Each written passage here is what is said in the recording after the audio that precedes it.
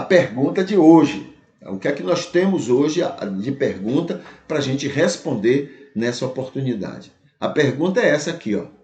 Como distinguir um trigo, um salvo, de um trigo imaturo do joio? Como distinguir um trigo, um salvo imaturo com o joio? Como distinguir um do outro? Porque se parecem demais, tá bom? Se parecem demais, né? Então vamos ver aqui. Há dois tipos de pessoas no mundo. Dois tipos de pessoas no mundo. O salvo, que também pode ser chamado de trigo, ou também chamado de joio. Pode ser um declarado religioso ou não.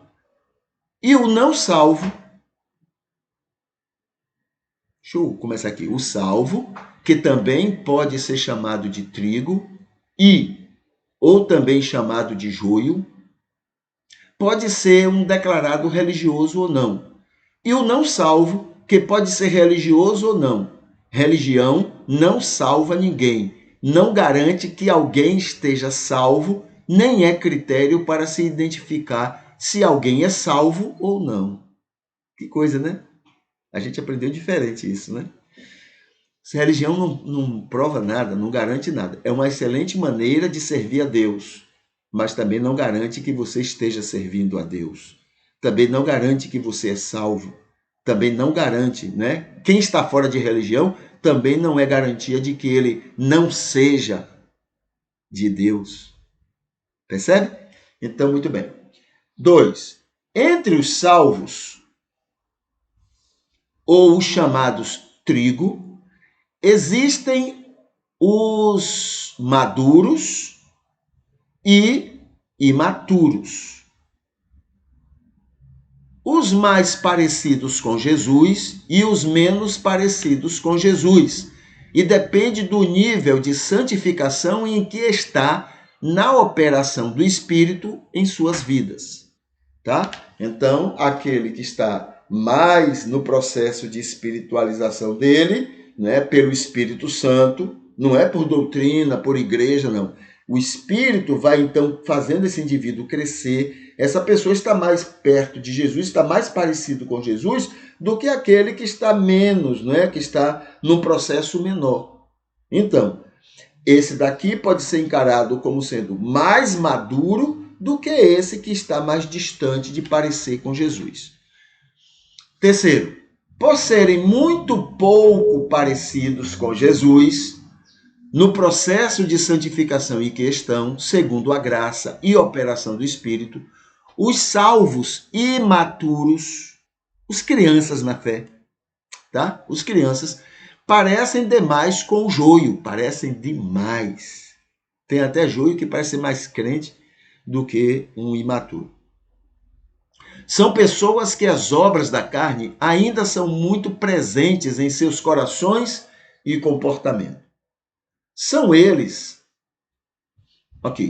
estas pessoas que Paulo chama de crentes carnais, lá no capítulo 3 de 1 Coríntios. Ou seja, salvos, guiados pelo Espírito, mas ainda muito obedientes às obras da carne e não ao fruto do Espírito. São salvos, mas são muito confundidos com os não salvos. No reino de Deus, que tem o interesse de alcançar, abençoar e salvar o máximo de pessoas no mundo, o joio atrapalha muito, de muitas maneiras, principalmente porque usa o nome de Deus para agir contra a vontade de Deus em relação ao mundo.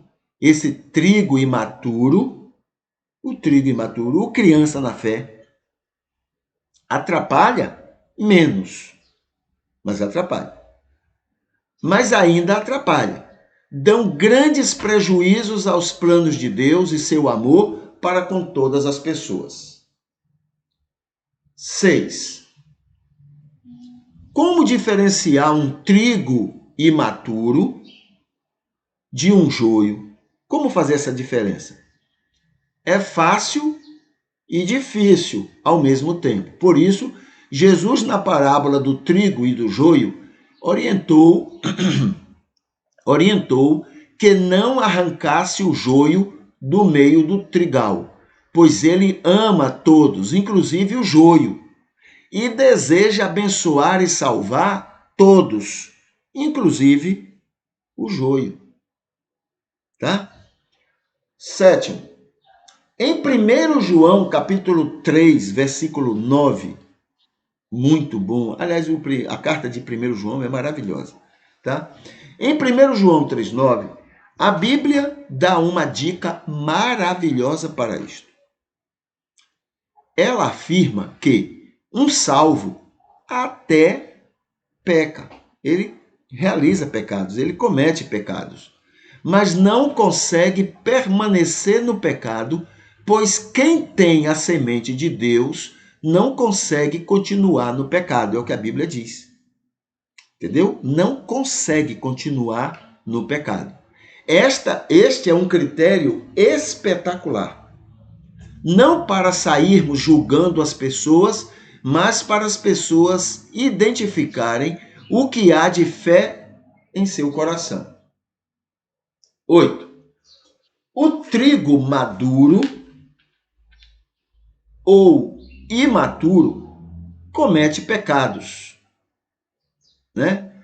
Mas quanto mais maduro ele é, quanto mais adulto espiritual ele é, mais rápido ele abandona a prática do seu pecado. Mais rápido ele busca consertar as consequências do seu pecado. Mais rápido ele se acerta com Deus. Quanto mais maduro, mais rápido ele volta atrás. Entendeu? 9. O joio, como o trigo, comete pecados também, um pouco mais que este. Acontece que o joio se mantém no pecado.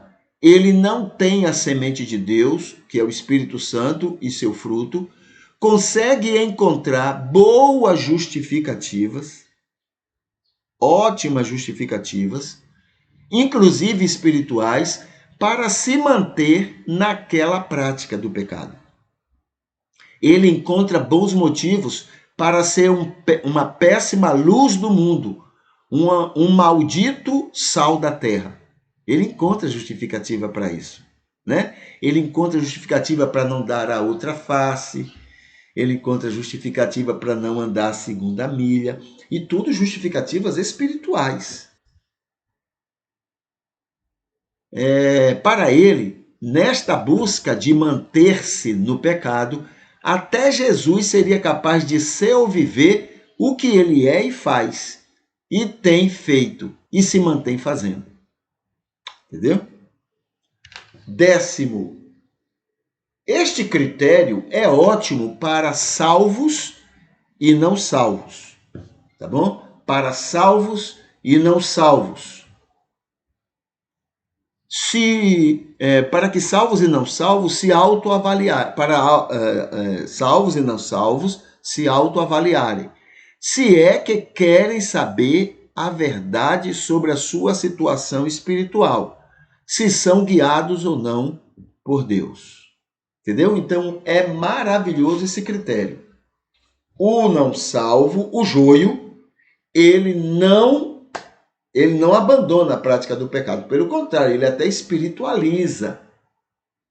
Eu faço isso porque é para agradar a Deus. É a vontade de Deus que eu faço assim. Entendeu? Esse é o joio. Entendeu? Ele faz coisas que Jesus jamais faria. Por exemplo, ele atira a primeira pedra na adúltera. Entendeu? Ele atira a primeira pedra e encontra motivos espirituais para fazer isso. E ele continua defendendo. Eu fiz o certo.